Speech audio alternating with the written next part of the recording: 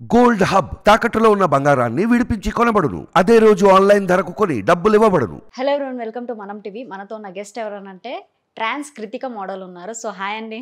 Hi. ఎలా ఉన్నారు? Fine, thank you. మీరు ఎలా ఉన్నారు? సూపర్. ఇంకొకటి ఏంటంటే మీరు ట్రాన్స్గా మారడానికి కారణం ఏంటి? ట్రాన్స్గా మారడానికి కారణం అంటే మాకు హార్మోన్స్ ప్రాబ్లం ఉంటుంది. ఓకే. సో అన్నీ మాకు లేడీస్ ఫీలింగ్సే ఉంటాయి. దానికోసం అబ్బాయిగా ఉంటే ఇంకా మేము అన్కంఫర్టబుల్గా ఉంటాము. బయట తిరగడం, ఎవరితో కలవడం, నడవడం, మాట్లాడడం ఇవన్నీ డిఫరెంట్గా ఉంటాయి. డిఫరెంట్గా ఉన్నప్పుడు అందరితో మేము కలిసి కామన్ పీపుల్ లాగా ఉండలేము. సో మేము మాకు నచ్చినట్టు లైఫ్ స్టైల్ ఉండాలి, మాకు మా ఫీలింగ్స్కి తగ్గట్టుగా ఉండాలి అంటే మా ట్రాన్స్ కమ్యూనిటీ వాళ్ళు ఉంటారు. వాళ్ళ దగ్గరికి మేము వెళ్తే వాళ్ళతో పాటు మేము కలిసి ఇంకా హ్యాపీగా ఉండొచ్చు. మాకు నచ్చినట్టు మా లైఫ్ స్టైల్ మాకు నచ్చినట్టు మేము ఉండొచ్చు. ఓకే. మీరు ట్రాన్స్గా చేంజ్ అయ్యి ఎన్ని ఇయర్స్ అవుతుంది? 4 years. అప్పటి ముందు లైఫ్ స్టైల్ ఏంటి మొత్తం? అంటే ఎడ్యుకేషనా, జాబా, ఏం చేస్తుండే? స్టడీ చేస్తుండే. స్టడీయా? ఓకే. ఏం చదువుకున్నారు? ఇంటర్ వరకు చదువుకున్నాను. ఇంటర్ వరకు. మీ ఇంట్లో మీరు ఒకరేనా? మీ ఫ్యామిలీ బ్యాక్గ్రౌండ్ ఏంటి? మా ఫ్యామిలీలో నేను సింగిల్. అంటే మీరు మీకు ఇట్లా హార్మోన్స్ ప్రాబ్లం ఉందని మీ ఇంట్లో చెప్పారా ఫస్ట్లో? ఫస్ట్లో చెప్పలేదు. చెప్పకుండానే వచ్చేసాను నేను ఇంట్లో నుంచి వచ్చేసి ఇట్లా ఇక్కడికి మా కమ్యూనిటీలో వాళ్ళ దగ్గరికి వచ్చేసిన తర్వాత చెప్పాను నేను. చెప్పిన తర్వాత నేను మా పేరెంట్స్కి కాల్ చేశాను. నాకు నా ఫీలింగ్స్, నా హార్మోన్స్ ప్రాబ్లం ఉంటే నేను ఇట్లా చేంజ్ అయిపోయానంటే నువ్వు ఎలా ఉన్నా ఏం కాదు, నువ్వు మాకు కావాలి అని చెప్పారు. సరే అని చెప్పి ఇంకా తల్లి ప్రేమ, పేరెంట్స్ ప్రేమ ఎట్లా ఉంటుంది, ఎట్లా ఉన్నా నా కొడుకే అన్నట్టుగా ఉంటుంది కాబట్టి వాళ్ళని యాక్సెప్ట్ చేశారు. నన్ను చూడడానికి వచ్చారు ఇక్కడికి. ఇంకా నేను ఇంటికి వెళ్ళలేదు, కానీ వాళ్ళు ఇక్కడికి వచ్చారు. ఓకే. అంటే ఇప్పుడు ఇంటికి వెళ్ళలేదు కాబట్టి మీ పేరెంట్స్కి అంటే చుట్టుపక్కల ఉంటారుగా చుట్టాలు, కానీ వాళ్ళకి ఏం సమాధానం చెప్పుకున్నారు? పేరెంట్స్ ఏమన్నారంటే నీకు నచ్చినట్టు నువ్వు ఉండు, ఎవరి గురించి మనకు అనవసరం. బాగా సపోర్ట్ చేశారు నాకు. కానీ వాళ్ళకి దూరంగా ఉండడం నాకు అది బాధ అనిపిస్తుంది అంతే. వాళ్ళతో పాటు నేను కలిసి ఉండకపోవడం బాధ అనిపిస్తుంది.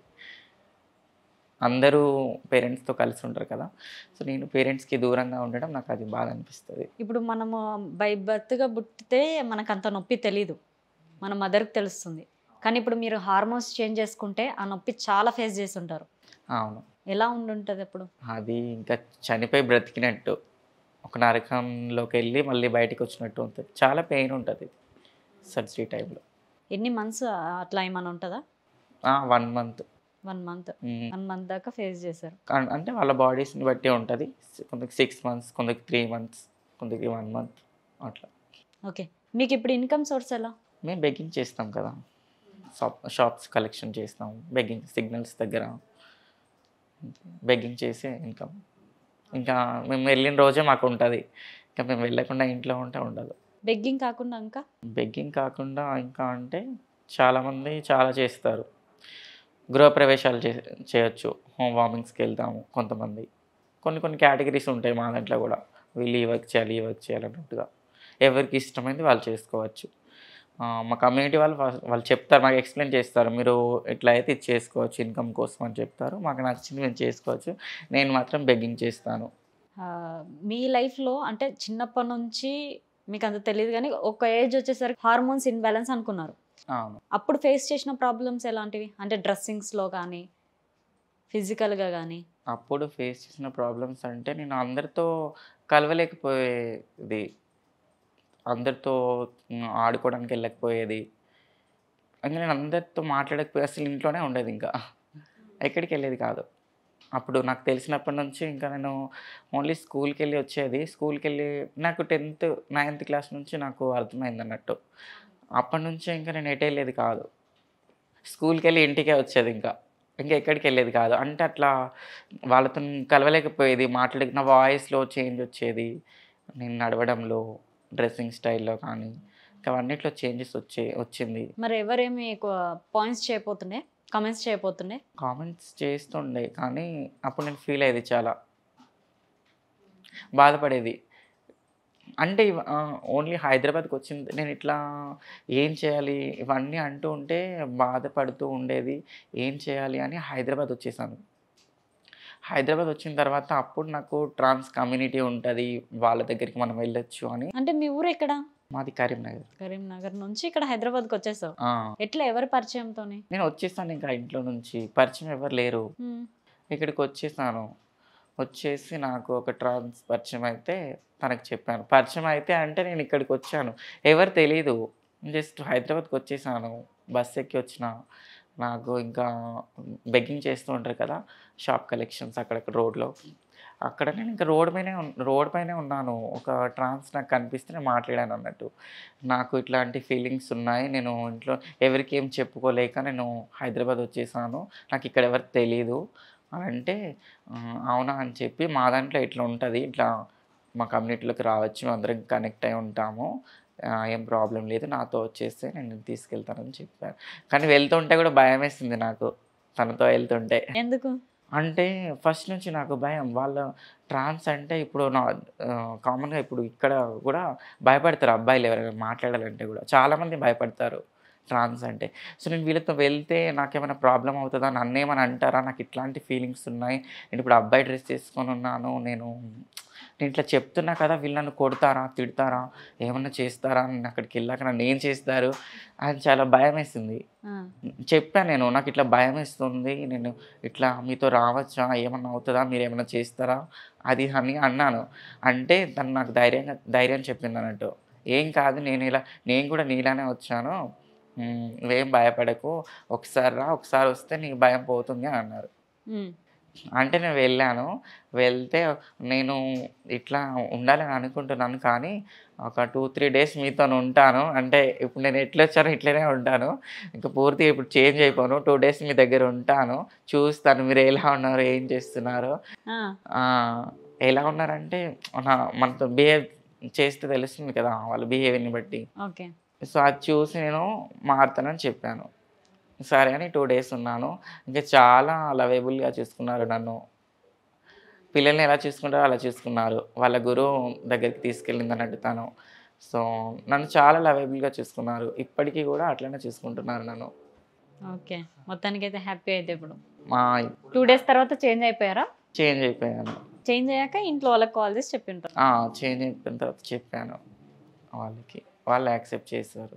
ఒక పల్లెటూరు నుంచి హైదరాబాద్ వచ్చేసారు అయితే మొత్తం అవును. ట్రాన్స్‌గా మారడం కోసం.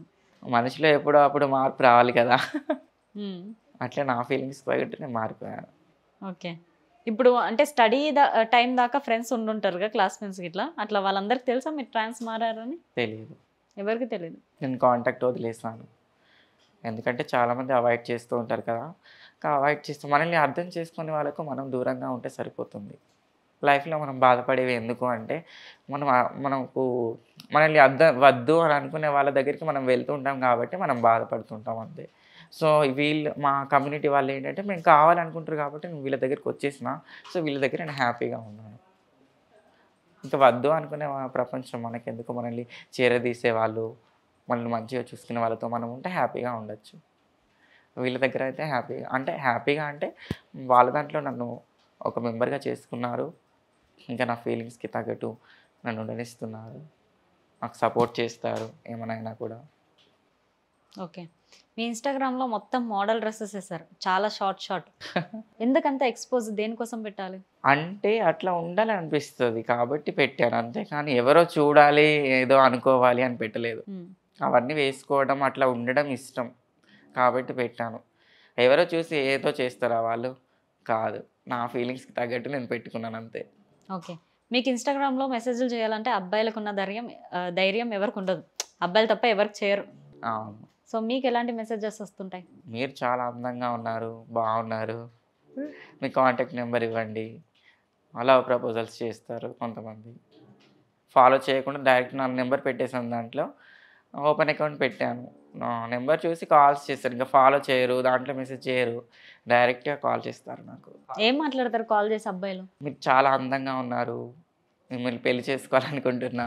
ఓకే. అంటే మీరు ట్రాన్స్ అని తెలుసా? తెలియక మాట్లాడతారా? ట్రాన్స్ అని తెలుసు వాళ్ళకి. తెలుసు. ఓకే. నేను కాల్ చేయగానే చెప్తాను ఫస్టే. మీరంటే నాకు ఇష్టం, మీరు అందంగా ఉన్నారంటే, వెధవ నేను అమ్మాయిని కాదు ట్రాన్స్‌జెండర్‌ని అని చెప్తాను. నాకు భూత పదం వెధవ అంటాను ఎవరినైనా. ఓకే. వెధవ నేను ట్రాన్స్ మెన్‌రా, అమ్మాయిని కాదు అంటాను. అట్లా చెప్పిన తర్వాత కూడా ఓకే నాకు ఏం ప్రాబ్లం లేదు, నువ్వు నాకు కావాలి, నేను లవ్ చేస్తున్నానంటే నువ్వు ఏంటని చెప్తాను. నాకు బాయ్ ఫ్రెండ్ ఉన్నాడు, నాకు ఇష్టం లేదు, కావాలంటే ఫ్రెండ్లీగా మాట్లాడతాను, నీకేమైనా ప్రాబ్లమ్స్ ఉంటే నాతో షేర్ చేసుకో, ఫ్రెండ్లీగా ఉందాం, మాట్లాడుకుందాం, కలుద్దాం, డిన్నర్కి, లంచ్కి, షాపింగ్కి ఎట్లా తిరుగుదాం, మాట్లాడదాం అంటే కలుస్తాను. కానీ లవ్ మాత్రం చేయను, ఒక పర్సన్నే చేస్తానని చెప్తా. హ్మ్.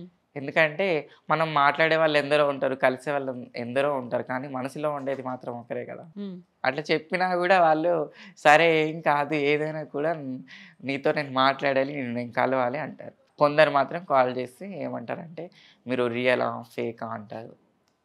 అప్పుడు బాధ అనిపిస్తుంది. రియలా ఫేకా అంటే నేనేంటి, నేనేం చేస్తున్నా, నేనెవరు, ఎలా ఉంటాను, అవన్నీ వాళ్ళకెందుకు, అసలు ఎందుకు అట్లా అడుగుతారు. నచ్చితే మాట్లాడాలి, లేకుంటే లేదు. కానీ రియలా ఫేకా అంటే బాధ అనిపిస్తుంది. స్కూలింగ్ టైంలో, కాలేజ్ టైంలో పెట్టుకున్న లైఫ్ గోల్ ఏంటి? ఏం లేదా అసలు? జస్ట్ చదువుకుంటూ వెళ్తుండేనా? లేదు, నేను డాక్టర్ అవ్వాలని అనుకున్నాను. అవునా? ఇంటర్లో కూడా బైపీసీ తీసుకున్నాను, సైన్స్. ఇంకా అట్లా అవ్వాలనుకున్నాను కానీ ఇంకా కాలేకపోయాను. మరిప్పుడు? ఇప్పుడు ఇంకిప్పుడు చదవలేను. ఒకవేళ ఆపర్చునిటీ వస్తే తప్పకుండా చదువుతాను. దాని గురించి ట్రై చేస్తున్నా, ఏదైనా చేయాలని. ఇట్లా బెగ్గింగ్ చేయడం ఇంకెన్ని రోజులు చేయాలి అని చెప్పి. నాకు కొంచెం ఎడ్యుకేషన్ ఉంది కదా, నేను ఇంకా ఫర్దర్‌గా ఇంకేం చదువుకోవడానికి ఇంకేమైనా చేయాలి అని ఆలోచిస్తూ ఉంటా. ఓకే. అంటే బెగ్గింగ్ అనేది జస్ట్ ఈ అవతారం వేసుకున్నందుకు చేయాలి గానీ, అదనేది ఇష్టం ఉండదనుకుంటా గదా! ఎవరైనా కూడా అబ్బాయిలైనా, అమ్మాయిలైనా కూడా నేను పుట్టినప్పటి నుంచి ఎవరు ఎప్పుడు అనుకోరు కదా, నేను ఒక రోడ్డు మీదకెళ్ళి అడుక్కోవాలని, బెగ్గింగ్ చేయాలని. ఎవరు అనుకోరు. మేము కూడా అట్లా అనుకోము. మా పరిస్థితులను బట్టి అట్లా వెళ్ళాల్సొస్తుంది గానీ, బెగ్గింగ్ చేయాలి అని ఎవ్వరు అనుకోరు. అదెంత పెయిన్‌ఫుల్ ఆ విషయం అసలు. ఒకరి దగ్గరికెళ్ళి అడుక్కుంటున్నామంటే. చాలా బాధ అనిపిస్తది. కానీ ఏం చేయలేము దానికి అని. కానీ ఎడ్యుకేషన్ ఉంది కదా, నేను ఆలోచిస్తూ ఉంటా. నాకేమైనా ఆపర్చునిటీ ఉందా? ఏదైనా జాబ్స్ ఇచ్చినా కూడా చేయడానికి నేనైతే రెడీగా ఉన్నాను. కానీ అందరూ చెప్పేవాళ్ళే, "మీకు ఎందుకు ఇట్లాంటివి చేస్తారు? మీరు జాబ్ చేసుకోవచ్చు కదా" అని చెప్తారు. కానీ ఇంకా చెప్పిన వాళ్ళని జాబ్ అడిగితే ఇవ్వరు. పోనీ మేము వేరే దగ్గరికెళ్ళి అడిగితే ఎక్కడైనా జాబ్ ఇస్తారా అంటే వాళ్ళు ఇవ్వరు. అవును. సమాజం అంతా చెప్పే వరకే. చేసేవాళ్ళు లేరు. అందుకని మాది మేము ఏదో ఒకటి చేసుకోవాలని బెగ్గింగ్ చేస్తుంటాము. Thank you so much Krittika గారు. సో చూసారుగా ఇంటర్వ్యూ. నెక్స్ట్ ఇంటర్వ్యూతో మేము ముందుంటా. సైనింగ్ ఆఫ్ కీర్తి.